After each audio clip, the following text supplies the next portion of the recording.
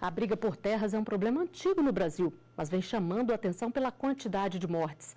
Nosso país alcançou um triste número. Em 2016, foram contabilizados 61 assassinatos decorrentes de disputas agrárias. Era o maior número desde 2003, quando aconteceram 73 mortes. Mas esse ano ainda está em curso e o recorde do ano passado já foi batido. Até o final de setembro, aconteceram 63 assassinatos em brigas por terra. E este é o tema do nosso programa de hoje. A Constituição Federal garante o direito de propriedade e determina que ela deve atender à sua função social. Aqui no estúdio eu recebo Luismar Ribeiro, advogado de direito agrário e representante da Comissão Pastoral da Terra. E também Patrick Mariano, advogado criminalista, ele é da Rede Nacional de Advogados e Advogadas Populares. Sejam bem-vindos ao artigo 5º. Doutor Patrick, a gente mostrou aí que a Constituição é clara, garante o direito de propriedade. Por que, então, acontecem tantas disputas por terra? A distribuição dela é injusta no país. Então, o Brasil tem hoje, talvez seja o país mais injusto do mundo do ponto de vista de distribuição da propriedade da terra, infelizmente. Então, a gente tem 1% dos proprietários que são donos de 49% das terras de todo o Brasil. A gente só perde para o Paraguai, só que o Paraguai, a maioria dos proprietários lá são brasileiros, então eu acho que esse trágico título é brasileiro. Doutor Luismar, e quem são os principais envolvidos nessas disputas? Depois dessa investida e desse desempenho do agronegócio, a terra passou, sempre foi objeto de disputa, pela concentração de latifundiários e, mais recentemente, a entrada de grandes empresas na produção, também as mineradoras, madeireiros, garimpeiros. É muita gente de olho na terra. É muita gente de olho na terra e com muitos intermediários, né, com grileiros, com pistoleiros, com milícias, com muita gente fazendo a limpeza da área, a expulsão dos trabalhadores com violência, geralmente com violência. Ultimamente, essa violência está se agravando cada vez mais. E o intuito é concentrar terra, né? Antigamente, a concentração era mais na perspectiva da especulação. Hoje é da valorização de capital, hoje é para a produção do agronegócio, para mineração, com grandes impactos no meio ambiente, né? Mas fundamentalmente na vida dos camponeses, na vida dos indígenas, na vida dos quilombolas. Pois é, e essa cobiça toda, ela traz tristes números que nós vamos mostrar numa reportagem. A disputa por terras muitas vezes acaba em mortes. Em abril, uma chacina em Colniza, no Mato Grosso, vitimou 9 pessoas. E em maio, no que ficou conhecido como o massacre de Pau d'Arco, no Pará, outras 10 perderam a vida. Estes 2 tristes casos engrossaram as estatísticas que já fizeram de 2017, o ano mais violento. A Comissão Pastoral da Terra reuniu todos esses dados para chamar a atenção para o problema. Vamos ver aqui, pode rodar. O levantamento feito pela Comissão Pastoral da Terra mostra a escalada da violência nas disputas agrárias. No ano passado, foram registradas 549 ocorrências na região norte, envolvendo cerca de 49 mil famílias. No Nordeste, aconteceram 431 conflitos entre pouco mais de 49 mil famílias. O Centro-Oeste aparece em terceiro lugar, com 146 ocorrências, envolvendo cerca de 15 mil famílias. No Sudeste foram registrados 115 casos, com quase 12 mil famílias. E a região Sul aparece com 54 disputas entre mais de 12 mil famílias. Em todo o país foram quase 1.300 conflitos por terra em 2016. Violência que continua em alta neste ano. E um detalhe chama a atenção. As disputas acontecem principalmente na Amazônia Legal. Entre janeiro e setembro foram assassinadas 49 pessoas na região, ou seja, a maior parte das 63 mortes em brigas pela terra registradas no Brasil. Este tipo de violência não é novidade no país. A morte da irmã Dorothy Stein completou 12 anos. A missionária norte-americana trabalhava para frear o desmatamento da Amazônia e minimizar os conflitos agrários quando foi assassinada no Pará. Pois é, doutor Luismar, a morte da missionária Dorothy ficou muito marcada porque ela tentava pacificar as disputas. Isso serviu de alerta? Alguma providência foi tomada depois do assassinato dela? A morte da missionária Dorothy, ela impactou por vários motivos. Primeiro, por ser uma pessoa que estava vivendo no meio dos trabalhadores, que estavam ali presente no dia a dia desses trabalhadores. Segundo, pelo seu compromisso com a causa desses trabalhadores, com a causa da vida, com a defesa da vida. Terceiro, impactou também porque ela era religiosa. E quarto, porque ela era norte-americana. Isso, de certa forma, trouxe um impacto para as autoridades. Chamou a atenção do mundo inteiro. Do mundo inteiro sobre essa realidade da violência. E isso gerou, de fato, algumas ações no sentido de se pegar o assassino, de ter processos, de ter condenações. Mas essa não é a regra.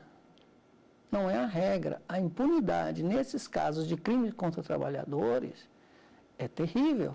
Há uma certa cultura de que esse crime é justificado.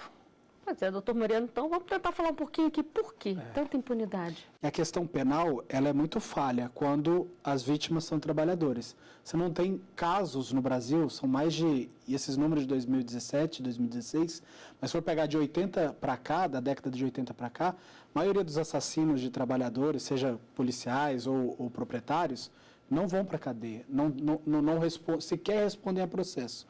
Mas acho que isso é uma faceta do problema. O problema estruturalmente mesmo está naquilo que você levantou no começo, Flávia, que é a distribuição injusta de terra no Brasil. Então, enquanto não houver uma verdadeira reforma agrária, uma verdadeira distribuição da terra, uma política agrária séria para aquelas famílias que estão assentadas, a gente vai continuar assistindo massacres. Por quê?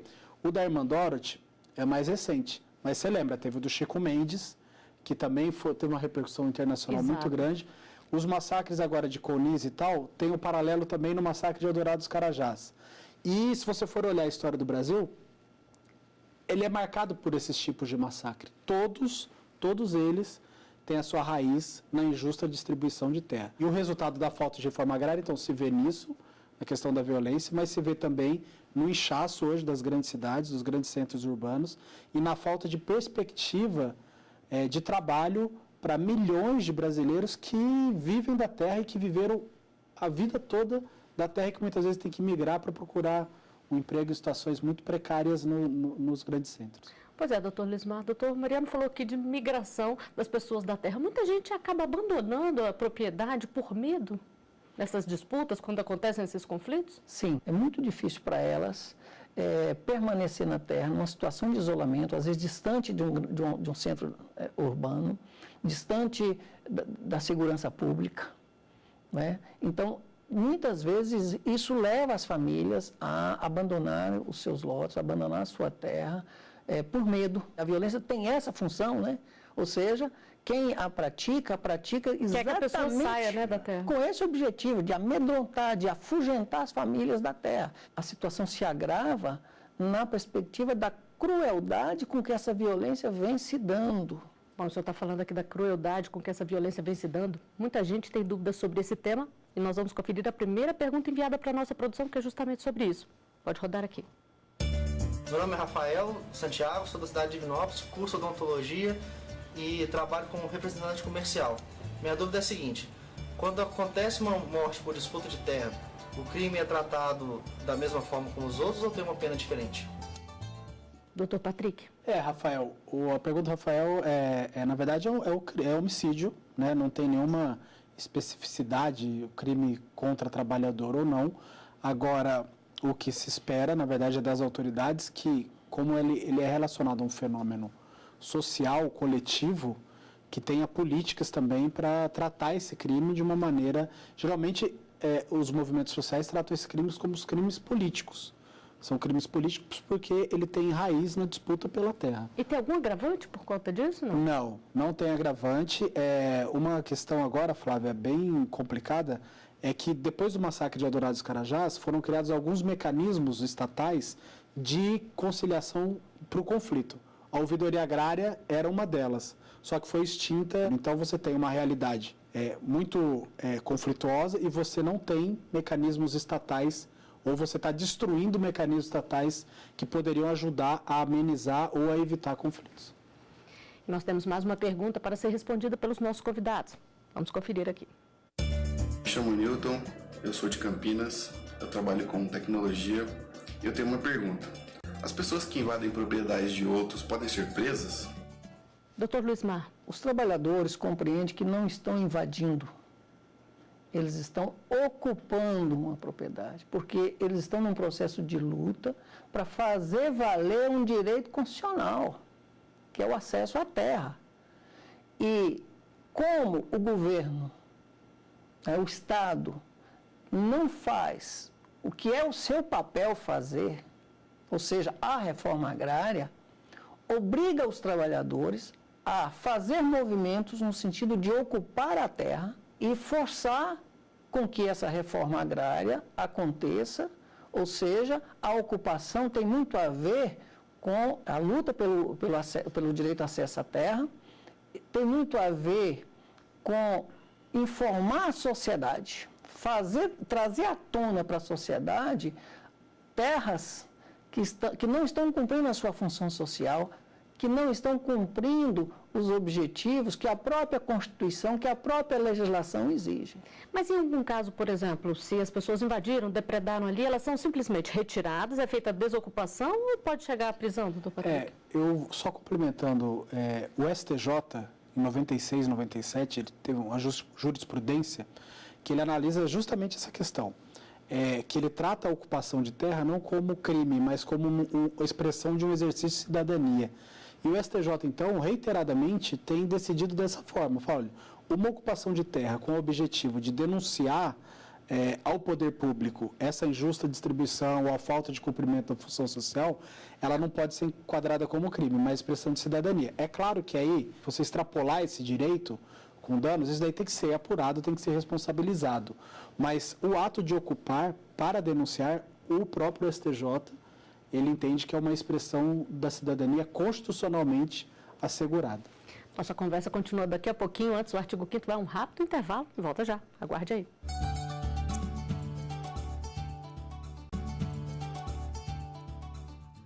O artigo 5º está de volta. Hoje estamos falando sobre a violência provocada pela disputa de terras no Brasil. Sobre este tema, eu converso com Patrick Mariano, advogado criminalista, ele é da Rede Nacional de Advogados e Advogadas Populares, e também com Luismar Ribeiro, advogado de Direito Agrário e representante da Comissão Pastoral da Terra. E nós vamos conferir mais um vídeo com uma dúvida a ser respondida pelos nossos convidados. Pode mostrar aqui. Olá, meu nome é Pedro Chavo e eu sou do Distrito Federal e eu tenho uma dúvida. O que pode levar uma pessoa a ter a sua terra desapropriada para ser passada para outros? Doutor Luismar, no início do programa, quando a gente mostrou os incisos do artigo 5º, a gente falou sobre cumprimento da função social. O descumprimento dessa função é o que pode levar a essa desapropriação? A gente compreende que, efetivamente, é o que deve justificar a desapropriação de uma propriedade. Entretanto, no Judiciário, tem criado uma jurisprudência e não considerar somente a função social. Ou seja, é preciso verificar o grau de exploração e o grau de uso da terra. Esses dois elementos acabam sendo mais determinantes no processo de desapropriação do que efetivamente a função social. Então, vamos explicar aqui, doutor Patrick, vamos deixar bem claro na prática o que é essa função social. A função social é a propriedade no Brasil, pela Constituição, ela não é só um direito das pessoas, ela é um direito e é um dever. Então você pode ser proprietário, mas desde que você cumpra esses requisitos que são tem que ser todos observados. Não adianta nada eu ter uma propriedade e eu respeito a legislação ambiental, mas diz respeito à legislação trabalhista. Se eu tiver trabalho escravo ali, então a Constituição diz que ela tem que ser desapropriada. Então, o comando constitucional, ele exige, não só de quem é proprietário, mas exige também do Estado que tenha uma observância muito correta desses princípios tá? Os dados da Amazônia do relatório são terras devolutas, que são terras do Estado. Então você tem ali proprietários se apossando do que é público, e quando você tem o pobre, então eles são retirados ou são assassinados por essa disputa. Então, na verdade, é uma irracionalidade isso, porque se tivesse uma racionalidade estatal, você tinha que fazer um grande censo. Olha, vamos ver que propriedade que está cumprindo a sua função social, aquelas que não cumprem. A punição é a desapropriação. Mas quando a gente fala desapropriação, você fala, o cara vai perder. Não, ele ainda recebe. Então, o único caso que não recebe é no caso de drogas. Então, na verdade, o descumprimento da Constituição é um dos fatores que eleva esse caldo de conflito no Brasil hoje. Se a Constituição fosse realmente cumprida, essas mortes não teriam acontecido. Bom, nós vamos conferir agora o último vídeo enviado para a nossa produção. Pode rodar aqui. Olá, eu sou Iraine Gonçalves Castro, sou de Arraias, Tocantins, sou auxiliar administrativo e tenho uma pergunta. A reforma agrária é a melhor solução para resolver os conflitos de terra? Doutor Ismar, o que dizer para ela? Podemos dizer que sim. Ela é a forma de resolver o problema do conflito pela terra. Por quê? Os trabalhadores estão querendo viver. Você pega a situação de 400 mil famílias acampadas, não é? Tem famílias há 12 anos acampadas, lutando por um pedaço de terra. Não é possível que uma família vai ficar 12 anos acampada, não é? Para nada. E como é que está a situação da reforma agrária hoje no Brasil? Praticamente inexistente. Você pega o orçamento da reforma agrária para o ano que vem, 34 milhões, não compra uma fazenda, dependendo do tamanho da fazenda. Com 400 mil famílias acampadas. E o governo ainda vai dizer que os acampados que estão há 12 anos debaixo da lona, agora não podem ser assentados sem antes passar por um processo de licitação, de concurso. Não é? Ou seja, vai disputar com pessoas que nunca foi debaixo de uma lona, que não se sabe se tem desejo mesmo efetivo, não demonstrou efetivamente. Quem está debaixo da lona já demonstrou com a sua vida que está buscando a terra. A maior parte das pessoas ficam na terra, né, e precisam da terra para viver. E nós sabemos que uma agricultura familiar, camponesa, é uma agricultura muito mais compatível com a preservação do meio ambiente, muito mais compatível com a reprodução de uma cultura camponesa, muito mais compatível com a diminuição dos inchaços nos grandes centros, com a produção de alimentos. A agricultura familiar hoje produz 70% dos alimentos que o Brasil consome. Precisa ser incentivada, né? Não é? Doutor Patrick, agora, se uma família que está ali acampada resolve ocupar uma propriedade e está no cadastro da reforma agrária, ela tem algum prejuízo por isso? Ela perde esse direito a ser beneficiada quando andar a reforma agrária? Ela não deveria ter, Flávia, nenhum prejuízo por isso, porque se você for acompanhar a história das desapropriações no Brasil, todas elas só existiram porque houve luta dos trabalhadores. Os direitos só são conquistados através de uma luta, não é? E a realidade agrária, essa afirmativa ainda é mais consolidada. Então, só houve política pública de reforma agrária quando houve pressão social, quando houve mobilização. Então, na verdade, você excluir uma família que está acampada ou que fez uma ação política de ocupação de terras para pressionar o poder público seria um contrassenso. Bom, e você? Acha que faltam políticas públicas para evitar tantos conflitos de terras no Brasil? O que pode ser feito? Nós vamos conferir as opiniões. Pode rodar aqui.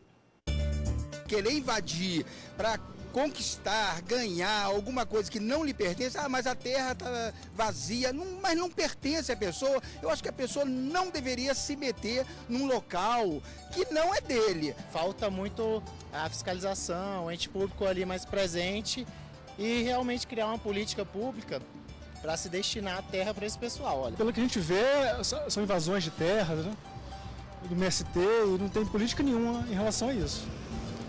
Não tem nenhum conhecimento se tem uma política de governo sobre isso. Acho que isso aí também é uma falta até mesmo de responsabilidade dos governos, né? De respeito com a população brasileira.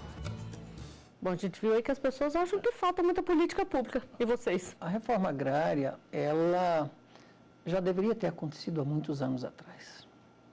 Não é? Pelo número de trabalhadores sem terra que nós temos no país, o primeiro Plano Nacional de Reforma Agrária chegou a se falar em 6 milhões de famílias. Depois foi caindo, né? Contentamos com 1 milhão de famílias.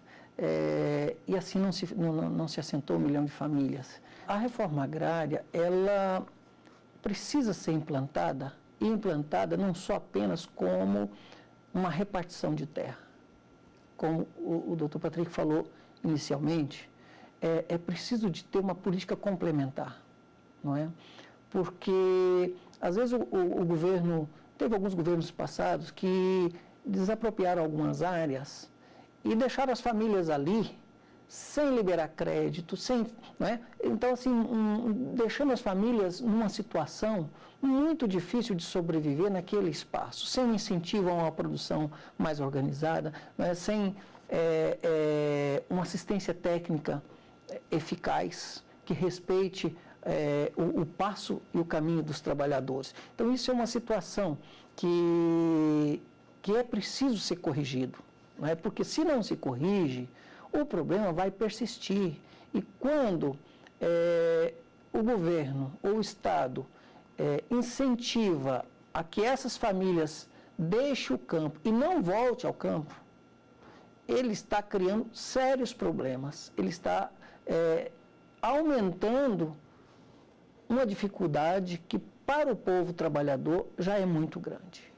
Professor Dr. Patrick, o que pode ser feito? Flávia, o que a gente está discutindo aqui, na verdade, o Joaquim Nabuco, um abolicionista, na época da Lei Áurea, ele denunciava exatamente isso que a gente está falando aqui. Falou que não adiantava nada você acabar com a escravidão se você não fizesse a reforma agrária. Porque para onde iam esses milhões de negros que estavam no Brasil e eles iam ficar sem trabalho?